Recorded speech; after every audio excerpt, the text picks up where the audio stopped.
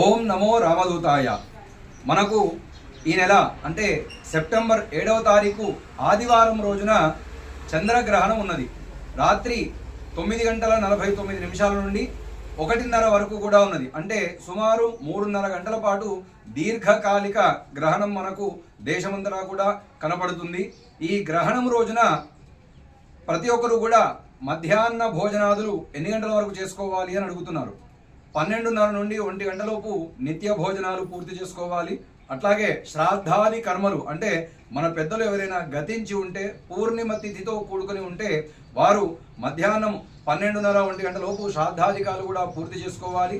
అనారోగ్యంతో ఉన్నటువంటి వారు, గర్భిణీ స్త్రీలు, వృద్ధులు సాయంత్రం 5-5:30 గంటల వరకు కూడా వారికి భోజనం చేసేటువంటి అవకాశం ఉంటుంది. మిగతా వారంతా కూడా మధ్యాహ్నం లోపే పూర్తి చేసుకోవాలి. గ్రహణ సమయంలో ఉపదిష్టమైనటువంటి మంత్రాలు అంటే మనకు ఏవైతే ఉపదేశము ఉన్నటువంటి మంత్రాలు ఉంటాయో, శ్లోకాలు ఉంటాయో, గురు పరంపరగా వస్తూ ఉంటాయో వాటన్నింటినీ కూడా అనుష్ఠానం చేస్తూ కూర్చోవాలి. పట్టు స్నానము, విడుపు స్నానం ఉంటుంది.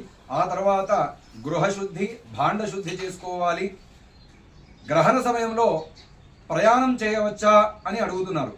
సాధ్యమైనంత వరకు చేయకుండా ఉండడం ఉత్తమం. తప్పని స్థితిలో అత్యవసర సమయంలో మాత్రమే గ్రహణ సమయంలో మనకు ప్రయాణాలు చేసుకోండి. అంతేగాని అవసరం ఉన్నా అవసరం లేకున్నా కూడా గ్రహణ సమయంలో తిరగడం మాత్రం చాలా ఇబ్బందికరము, దోషపూరితమైనటువంటిది. గ్రహణ సమయంలో మనము భగవంతుడి ఆరాధన చేసుకోవాలి. పూర్వాభాద్ర శతభిష నక్షత్రములటువంటి వారికి గ్రహణ దోషం ఉంటుంది. అంటే కుంభరాశి వారికి గ్రహణ సమయం ఇబ్బందిగా ఉంటుంది. కాబట్టి ఆ గ్రహణ దోషము తొలగిపోవడానికి మరునాడు ఉదయం వెండి నాగబింబము, చంద్రబింబము, బియ్యము, వస్త్రము, ఆవు నెయ్యి ఇవి దానం చేసి గ్రహణ శాంతి చేసుకొని దాని నివారణ చేసుకోవాలని తెలియజేస్తూ ఓం నమో రామదూతాయ.